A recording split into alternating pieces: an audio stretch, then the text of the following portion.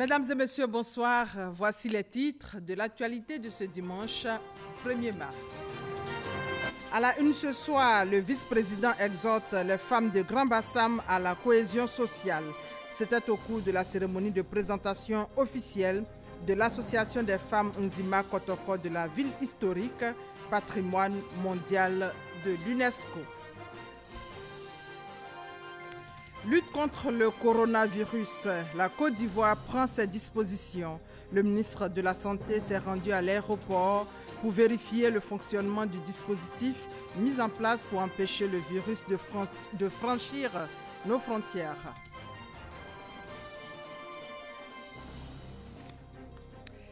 Le projet Agir pour les jeunes pose ses valises dans la région du Lodjibois. Ce sont 269 jeunes porteurs de projets sélectionnés dans cette région qui ont bénéficié de 151 millions de francs CFA.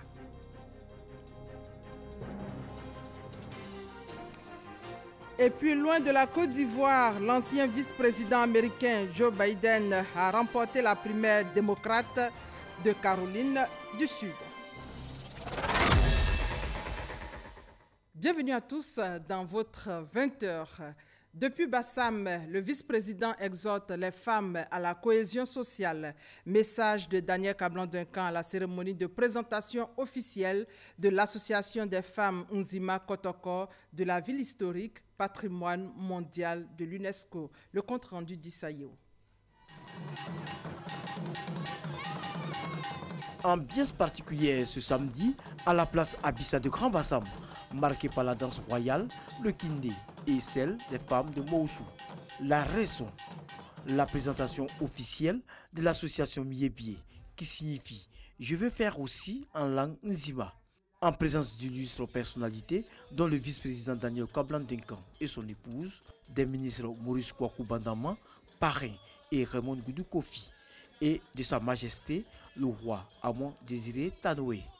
Constituée essentiellement de femmes, cette association à l'origine de l'activité prône le vivre ensemble et le développement de la ville historique. Nous nous sommes assignés une mission que nous jugeons capitale pour l'avenir de Grand Bassam. Que chacune de vous continue à apporter son soutien et ses efforts afin d'implanter la vision de Miébié dans les cœurs des populations.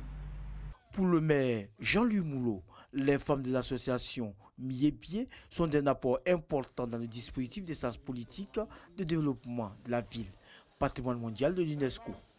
Ils saluent leur mobilisation et les encouragent à toujours œuvrer pour la cause du Grand Bassam. Quant au ministre Maurice Kouakou Bandama, parrain de la cérémonie, il affiche sa détermination à aider l'association à être utile pour la ville de Grand Bassam. Il réitère la volonté du président de la République, Alassane Ouattara, de faire de Grand Bassam une ville futuriste. Je peux vous assurer que le gouvernement place en bonne position le programme de restauration de la ville historique de Grand Bassam. Ce programme est conduit sous la haute vigilance et l'extrême rigueur de son Excellence, Monsieur le Vice-président.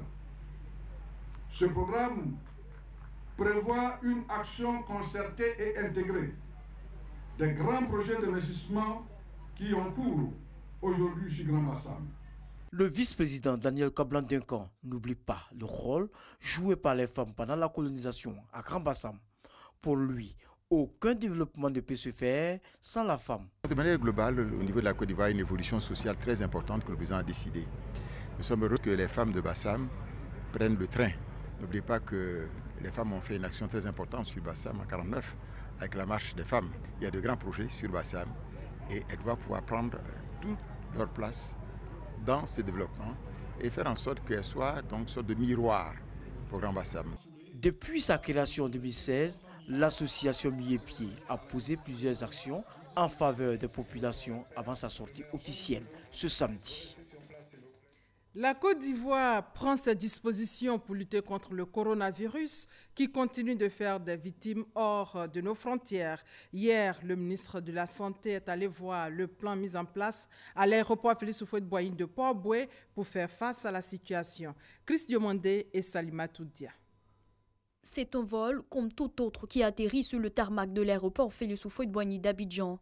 Seulement, celui-ci est considéré comme un vol à risque. Il provient d'un pays touché par le coronavirus. Les passagers se soumettent alors au dispositif de contrôle sanitaire mis en place par les autorités pour éviter tout cas de contamination. Gel hydroalcoolique, contrôle à pistolet thermique ou caméra thermique détecteur, le système d'alerte est activé. Je constate qu'il y a un dispositif adéquat à l'arrivée. Je trouve que la Côte d'Ivoire est vraiment avant-gardiste dans cette lutte contre le coronavirus. Il n'y a pas de peur. La preuve, la République a pris les choses en main et ils sont en train de mettre tout en œuvre pour qu'on puisse être dans de bonnes conditions. Il faut qu'on soit rassuré et que tout se passe bien à Abidjan. Un contrôle qui se fait sur l'œil vigilant du ministre de la Santé et de l'Hygiène publique. La Côte d'Ivoire a arrêté à peu près des mesures dans 6 domaines. Mais le domaine qui nous intéresse, pour lequel nous sommes là, c'est la surveillance épidémiologique à l'entrée aux frontières. Parce que tout rentre par la frontière, puisqu'aujourd'hui, le corona n'est pas à l'intérieur de la Côte d'Ivoire, ça ne peut venir que de l'extérieur.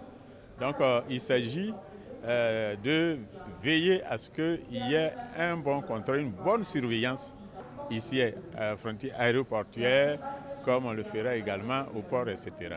Le cas du Nigeria, pays touché avec un cas de contamination confirmé, mais la Côte d'Ivoire aux aguets. Nous devons être particulièrement vigilants. Nous devons être vigilants. C'est pour ça que nous sommes revenus ici. Vous savez, dès le premier moment, nous étions venus ici avec l'équipe en charge donc, de cette surveillance. Et aujourd'hui, nous sommes revenus parce qu'effectivement, la situation est assez grave, voyez-vous. Nous sommes venus. Mais tout ça pour rassurer quand même les Ivoiriens. Aucun cas de contamination n'est enregistré en Côte d'Ivoire. Le ministère de la Santé et de l'Hygiène publique multiplie les campagnes de sensibilisation à l'endroit des populations sur le coronavirus qui fait à ce jour près de 3000 morts. Mais avant l'aéroport d'Abidjan, le ministre de la Santé était d'abord à Gagnoa dans le cadre de la journée mondiale de lutte contre la lèpre. En 2018, la Côte d'Ivoire a enregistré 617 cas. Salimatou Dia. Bien que n'étant plus un problème de santé publique avec moins d'un cas pour 10 000 habitants, le sujet de la lèpre fait toujours l'objet de grands rassemblements pour une sensibilisation des populations. La ville de Gagnoa, dans le centre-ouest du pays, a célébré la 67e journée mondiale de lutte contre la lèpre. Les malades guéris ont témoigné. Ça m'a touché de la main gauche et le pied gauche. Le docteur qui est là qui m'a détecté, vraiment, depuis il m'a pris, je remercie bon Dieu. Vraiment, je remercie le ministre. Et le docteur qui m'a pris, vraiment, tout ce qu'on a fait, n'a pas tant courage. L'Organisation mondiale de la santé encourage les autorités à mener une lutte intense contre la lèpre.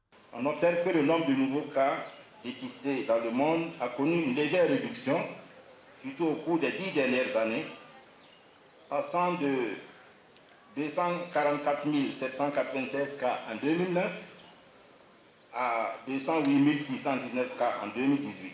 La Côte d'Ivoire ne baisse pas les bras face à la lèpre, a assuré le ministre de la Santé et de l'Hygiène publique. Le pays continue ses actions de lutte et de sensibilisation. Tant qu'il y aura un seul Ivoirien qui sera malade, il faut le dire, il faut le manifester, sa solidarité conformément à l'idéal de Raoul Folero et même à l'idéal de vie.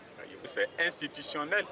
Chaque année, nous devons célébrer cela tant que l'éradication ne sera pas totale. 40 malades guéris de la lèpre ont reçu chacun des vivres et non-vivres, ainsi que des dons en numéraires du ministre. Et 5 infirmiers spécialistes de la lèpre en service dans plusieurs districts sanitaires du pays ont été félicités pour le travail accompli et ont reçu des diplômes d'encouragement. Reportage signé Salimatou Dia et Cheikh Koné. On part directement à Guiglo où l'association Shekina, une organisation caritative française, a doté 3 centres de santé enclavés en énergie solaire. C'est dans la région du Cavali. Coût du projet, plus de 13 millions de francs CFA. Le reportage d'Ève Boué. Dans la région du Cavali, les agents des centres de santé des villages de Boobli, Bébo et Béablo travaillaient dans des conditions difficiles par manque d'électricité. J'avais du mal à soigner les patients. Il soignait les patients avec une torche. Quand je venais faire les accouchements à des heures tardives, il a fallu que j'utilise même la torche de mon portable. Tu es obligé de mettre ça comme ça et puis faire un accouchement. Quand on est situé à faire, s'il n'y a pas quelqu'un pour t'aider pour attraper le téléphone, toi seul tu fais les deux à la fin. Donc c'était vraiment pénible. Aujourd'hui, grâce à l'énergie solaire dont bénéficient ces structures, le cadre de travail de ces agents est amélioré. Les nuits pour les accouchements, le centre éclairé, je travaille à la lumière. Ça me fait plaisir même d'attraper mes bébés dans la lumière. Avec l'électricité, là, franchement, on a l'impression qu'on est en ville maintenant. Tout se passe bien. Tout ce bonheur, c'est grâce à l'association Shekina, organisation caritative française. C'est un projet dénommé Énergie solaire pour une meilleure santé en Côte d'Ivoire. Il est exécuté avec l'appui de la Fondation Nexence et les partenaires LUMOS et IFD, Initiative for Development. L'association Shekina donne des conseils d'usage aux bénéficiaires à l'occasion des cérémonies officielles de remise. Le centre de santé est aujourd'hui électrifié, donc on les invite à venir. Déjà, les autorités de la santé nous annoncent en tout cas une hausse du taux de fréquentation et nous en sommes ravis, forcément. Et puis, prendre soin des installations. Heureusement que le partenaire pendant 5 ans, ils ont un suivi particulier sur les installations. Et après, les installations solaires sont là à vie. Le coût global de ce projet est estimé à environ 13,5 millions. Selon le donateur, avant 2021, d'autres centres de santé bénéficieront du même projet. Autre actualité ce soir, c'est le projet Agir pour les jeunes dans le Lodjiboua. Ce sont 269 porteurs de projets sélectionnés dans cette région qui ont bénéficié d'un financement de plus de 151 millions de francs CFA. Les ministres présents ont invité les jeunes à travailler dans un climat de paix, nous dit Léon Brou. Heureux Franck, jeune éleveur de porc, désemparé 2 ans plus tôt, qui pourra désormais accroître ses activités avec ce financement de 900 000 francs CFA. Il me manquait un peu d'argent. Bon, avec ce chèque que j'ai reçu, je pense que le projet pourra encore évoluer de plus. Avec Franck, ce sont au total 296 jeunes, dont 103 filles de la région du Lodjiboua, à qui le gouvernement octroie ainsi son appui financier pour un cumul de 151 millions de francs CFA. Objectif, autonomisation de ces bénéficiaires mobiles de cette phase 2 de l'opération Agir pour les jeunes. En recevant leur chèque, bénéficiaires du Lodjiboua et représentants du gouvernement se sont voulus en phase. Il faut rembourser ces prêts pour donner toutes les chances de succès à la phase 3 de l'opération Agir pour les jeunes. Une initiative preuve toute somme de la politique inclusive du chef de l'État en faveur des jeunes. Pour la 3e phase qui va commencer au mois de juin, c'est 3 457 jeunes du Lodjiboua pour un montant de 1 555 650 000 francs CFA. Qui vous a demandé votre parti politique avant de vous financer? On vous a demandé votre religion avant de vous financer? Ou Fouet Boigny nous a dit que tu sois chrétien, musulman, du nord, du centre, de l'ouest, de l'est, du sud, nous sommes tous les mêmes. Ce que fait le président de la République, c'est travailler pour l'ensemble des Ivoiriens. Tous les jeunes Ivoiriens ne peuvent pas devenir des fonctionnaires, mais tout le monde peut mener une activité. L'opération Agir pour les jeunes en sa phase 2 est un volet du programme social du gouvernement pour l'insertion socio-professionnelle de 500 000 jeunes sur toute l'étendue du territoire national. Voilà, dans le Lodjiboua, 151 millions pour financer 296 projets. Reportage signé Léon Brou. Le ministre de la promotion des PME, Félix Anoblé, sur le plateau de 13h. L'invité Damza Diaby a parlé du nouveau régime juridique qui s'applique à toute entreprise ayant un chiffre d'affaires inférieur à 50 millions de francs CFA. Le ministre a évoqué les avantages de ce nouveau statut qui sont entre autres l'accès aux services sociaux, au marché public, l'accès au financement et l'accompagnement conseil. Nous vous proposons un extrait. L'entrepreneur donc a un statut aujourd'hui particulier qui définit donc tous ceux qui exercent donc l'activité avec un chiffre d'affaires de 1 franc à 50 millions de francs CFA. 50 millions, ça c'est spécifique à la Côte d'Ivoire. Spécifique. La norme de l'OHADA donne donc 3 catégories. 10 millions pour donc ceux qui sont dans les services. De 0 francs à 10 millions. De 0 francs à 20 millions pour ceux qui sont donc dans l'artisanat. Et de 0 francs à 30 millions pour ceux qui sont donc dans le négoce et dans le commerce de façon générale. La mise en place du statut d'entrepreneur, d'abord, va leur donner une qualification, un nom. Ils ne sont pas des débrouillards, ils ne sont pas donc des personnes qui exercent une activité rejetée par la société, mais ce sont des entrepreneurs. Donc, ils ont une spécificité qui les regroupe donc dans un groupe d'action. Et ceux-là donc pourront bénéficier d'un certain nombre d'avantages à travers ce statut-là. D'abord, vous avez la possibilité donc de vous faire enregistrer pour avoir donc un document. Comme si vous étiez inscrit au registre du commerce. C'est un document qui a dans sa présentation physique a la même présentation que le registre de commerce. C'est un document communautaire à l'OHADA, donc reconnu par l'OHADA.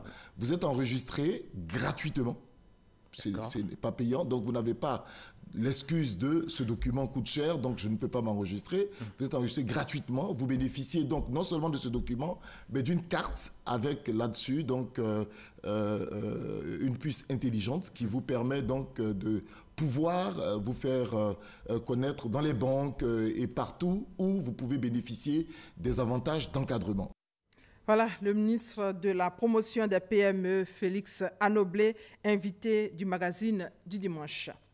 La ministre de la Femme, de la Famille et de l'Enfant, Ramata Bakayoko, vient d'inaugurer les nouveaux centres d'action communautaire pour l'enfance de 3 villages dans la sous-préfecture de Guibérois. Cérémonie de remise de clés aux acteurs du système éducatif de la région du Go avec Godefroy Okambawa. À travers ses pas de danse avec les tout petits du village de Takoa, dans la sous-préfecture de Guibérois, département de Gagnoa, la ministre de la Femme, de la Famille et de l'Enfant met fin à l'inexistence d'établissements socio-éducatifs de base dans ce village, en inaugurant le Centre d'action communautaire pour l'enfance. Une initiative soutenue par les partenaires internationaux et qui fait déjà la fierté des populations. Ça nous permet, nous les femmes, de pouvoir aller dans les champs sans pouvoir avoir de l'inquiétude, quoi. Le centre permet de garder les enfants et en même temps les éduquer. On n'a jamais vu ça là. En Brousse, pour venir construire une maison comme ça là. Et puis, nous qui sommes femmes là, on est libellés.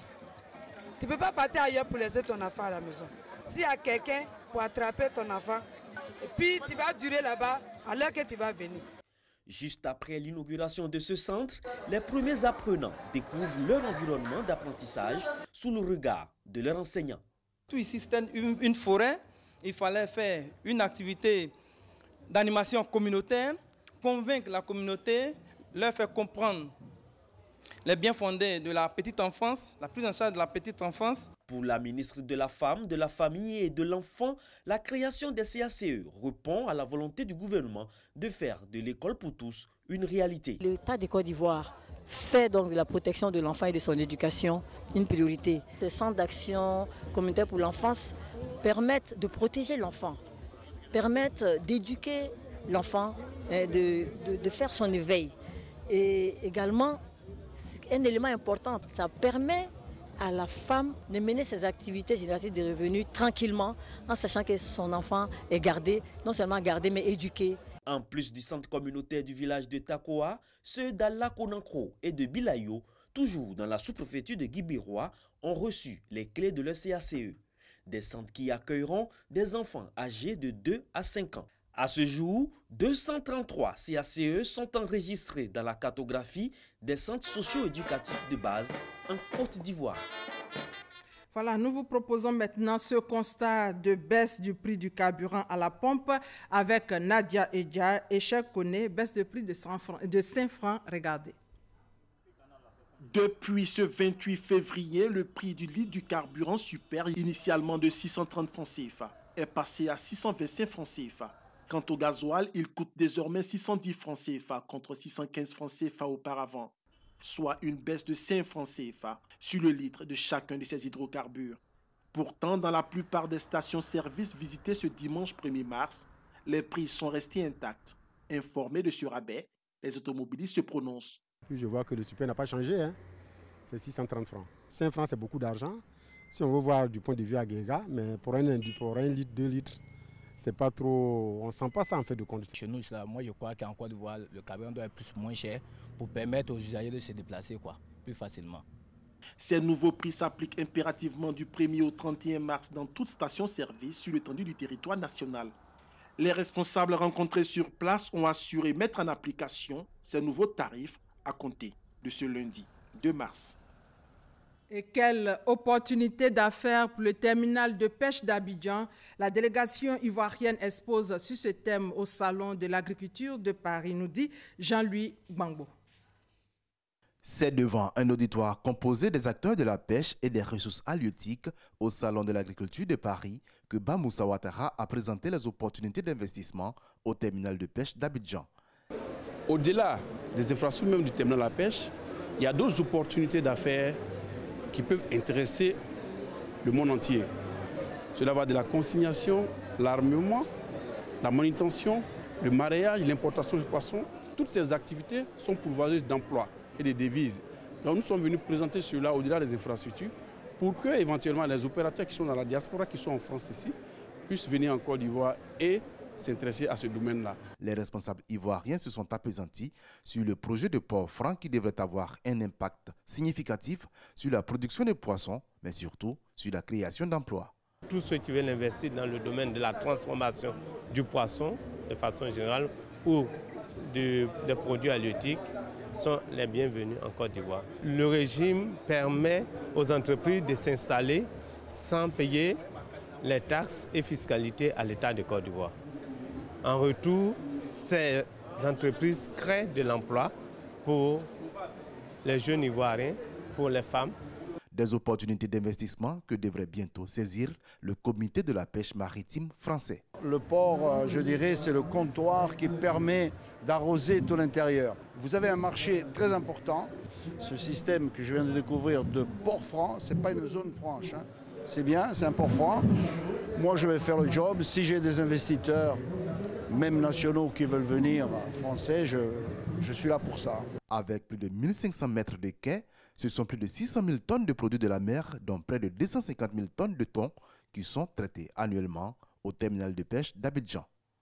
Et pendant ce temps, le ministre de la Communication et des Médias, lui, est dans le Tchologo pour promouvoir les actions de développement du gouvernement et recueillir le sentiment des populations cibles sur les projets réalisés. La tournée de Sidi Tiemoko Touré est dénommée La Voie du développement. Ami Sissoko.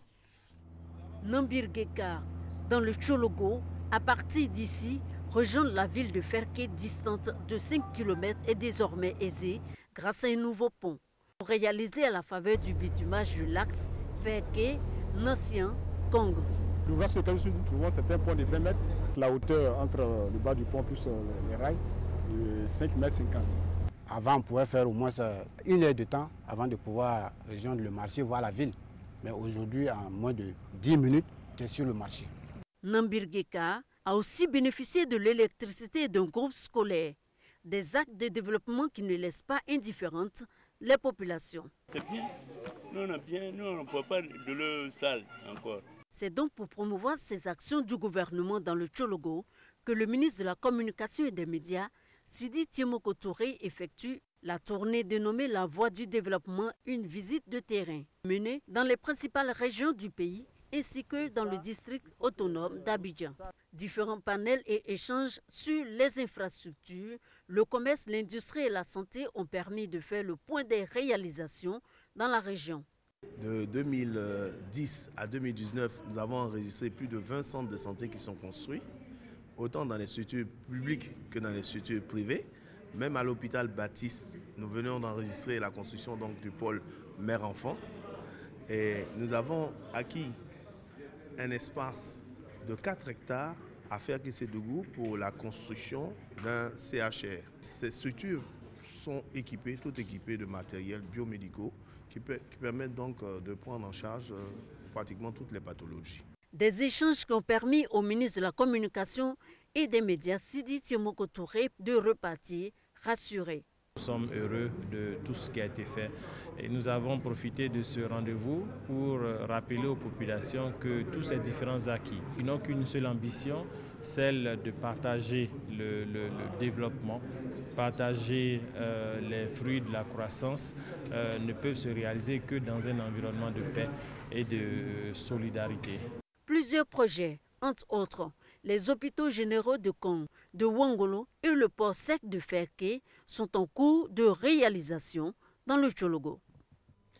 Développement ensuite politique, le RHDP harmonise la stratégie de préparation des élections et c'est avec Michel Digré. C'est une rencontre qui devrait donner un coup d'accélérateur à la préparation de la présidentielle de 2020. Les structures spécialisées et la direction exécutive en charge de l'organisation et de l'implantation sont en conclave. Il s'agit pour le RHDP d'améliorer et surtout vulgariser les méthodes de préparation de la présidentielle. Une occasion pour faire le point des initiatives déjà entamées. L'atelier nous a permis de faire un bilan à mi-parcours, lequel bilan nous a montré qu'il faut, en toute humilité, se mettre au travail. Nous avons doté le RHDP d'outils techniques, d'outils digitaux, qui permettent d'évaluer en temps réel l'état de l'implantation du parti. Nous savons que beaucoup a été fait et en toute humilité, nous sommes conscients que beaucoup reste à faire. Et je pense que les participants repartent rassurés parce que pour ce qui n'a pas été totalement bien fait, ils savent quel est l'angle d'attaque qui nous permettra de corriger les quelques imperfections. Les recommandations de cet atelier seront portées à l'attention de la haute direction du RHDP à l'occasion de la réunion du directoire du parti qui se tiendra la semaine prochaine. Et en image, la 14e édition du rendez-vous international de la mode africaine, Afrique Fashion Show, autour du thème « Insertion professionnelle de la jeune fille dans le secteur de la mode ». Environ 40 mannequins ont défilé au Sofitel Abidjan Hôtel Ivoire devant des membres du gouvernement. Nous y reviendrons largement dans nos prochaines éditions. Vous le savez, tous les dimanches, nous faisons le tour de l'actualité à l'étranger au pas de course. C'est le 7 sur 7 avec Lydie Sadia.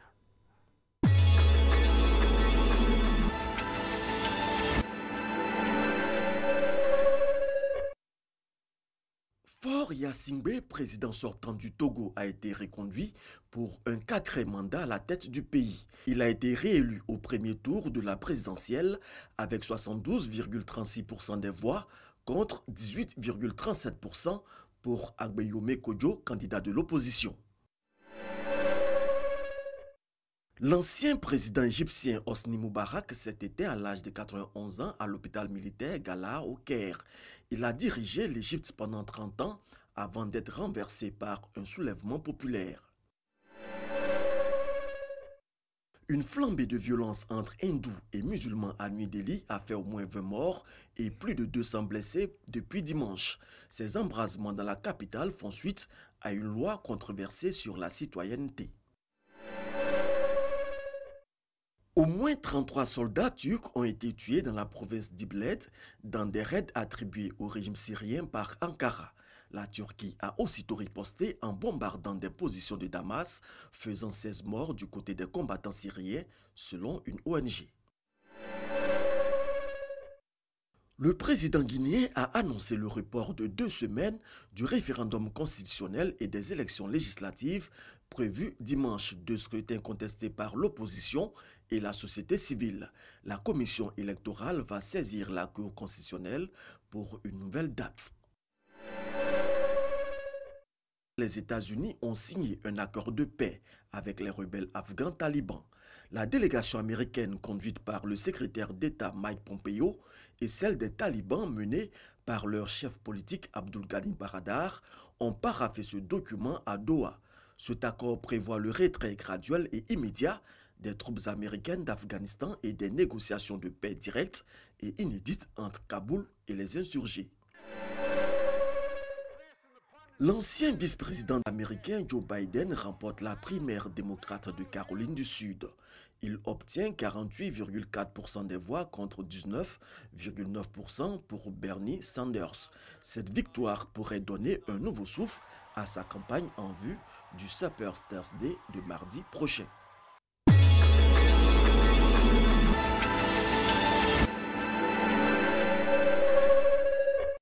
Et voilà, c'est la fin de ce 20h. Merci de votre fidélité. Demain 20h, vous avez rendez-vous avec Fatou Fofana. Moi, je vous dis à très bientôt. Bonne soirée à tous.